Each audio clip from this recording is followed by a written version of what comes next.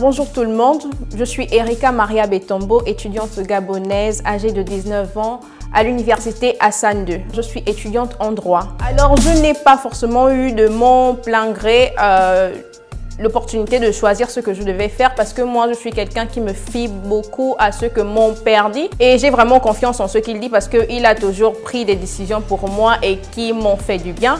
Donc il m'a proposé de faire du droit et j'ai tout de suite accepté. Je suis venue au Maroc et ça s'est très bien passé. C'est vrai qu'au début c'était pas mon choix mais maintenant je sais vraiment que j'ai envie de faire du droit parce que c'est ce qui me passionne. Déjà pour venir au Maroc j'ai eu le soutien de mon père, il est venu, il m'a accompagnée.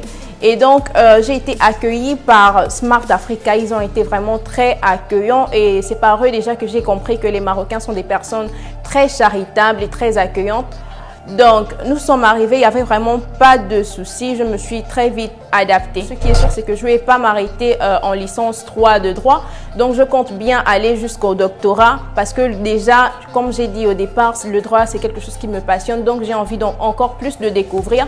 C'est vrai qu'au départ, je suis venue avec l'intention de faire de droit fiscal. Maintenant, j'ai plus envie d'être avocate parce que j'aime vraiment ce qui est juste. Je me vois plus avocate dans le futur. Après, on ne sait pas ce que la vie nous réserve.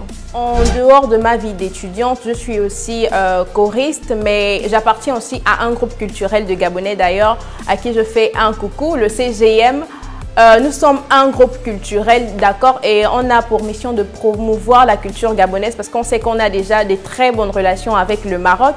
Et vraiment, à part les études, je m'amuse beaucoup. Le Maroc, c'est vraiment un pays touristique, un pays magnifique en fait. Comme petite histoire, c'est à mon arrivée lorsque mon père m'a laissé parce qu'il m'a accompagnée, mais il a fallu qu'il rentre. Et donc, je n'allais vraiment pas bien. Je ne m'adaptais, mais pas du tout. Et donc, j'avais fait, je pense, 2 à 3 jours, je ne grignotais pas, je ne mangeais pas et je ne faisais que dormir et pleurer.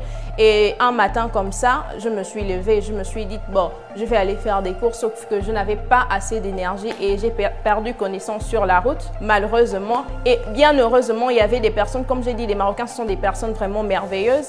Et il y avait des personnes autour qui m'ont pris et qui m'ont emmené à l'hôpital. Je n'ai rien perdu du tout. Je n'ai pas perdu mon portefeuille, je n'ai pas perdu mon téléphone. Ils m'ont fait des soins, j'ai appelé Smart Africa et tout s'est très bien passé. Je suis rentrée à la maison.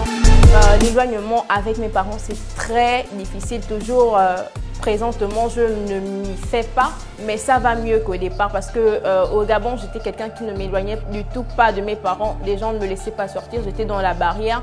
Tout venait de mes parents, tout je le faisais par rapport à ce que mes parents diraient. Donc maintenant, je suis arrivée et ils m'ont dit, voilà, tu es grande, tu dois voler de tes propres ailes. Et au départ, c'était vraiment très compliqué. Mais comme j'ai dit au départ, on apprend tous les jours et avec la société et tout, je me suis adaptée. Le message que je vais laisser, en fait, c'est une phrase que j'ai retenue de mon professeur d'anglais en terminale, Monsieur Baldier, que je salue d'ailleurs, c'est « Stay positif ». C'était en anglais « Restez positif ». Restez positif sur la vie, restez positif sur vos objectifs, restez positif dans tout ce que vous faites tous les jours en fait.